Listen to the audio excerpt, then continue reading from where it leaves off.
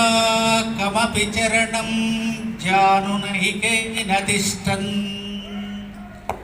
पश्चात्पार्थं प्रणयसजुषा चक्षुषा वीक्ष्यमाणा सव्येतोत्रं करसरसिजे दक्षिणे ज्ञानमुद्राम् आभिप्राणो रथमधिवसन् पातु नः सूतवेषः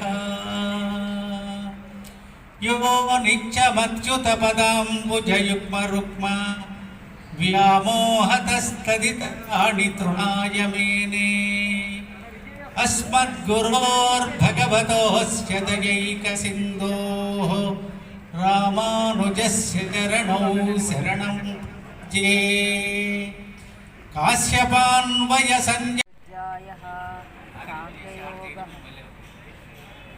ప్రథమోధ్యాయం పూర్తయింది.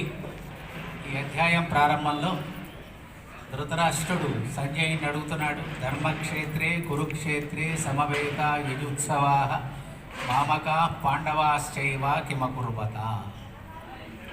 ఈయన మనస్సులో ఒక ఆలోచన ఉంది.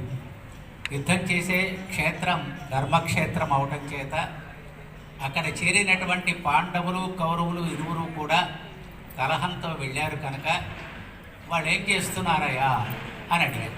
యుద్ధం చేస్తున్నారా లేక పాండవులు కొంచెం హృదయం కలిగినటువంటి వారు అవటం చేత ఈ యుద్ధం అంతా ఎందుకు, హాయిగా మీరే రాజ్యాన్ని వేలుకోండి, మేమే ఇక్కడ ఉంటాము అనేటువంటి భావనను ఏమైనా ప్రకటించారా అని ధృతరాష్ట్రుడు తన మనస్సులో ఉన్నటువంటి భావాన్ని ఆవిష్కరించారు.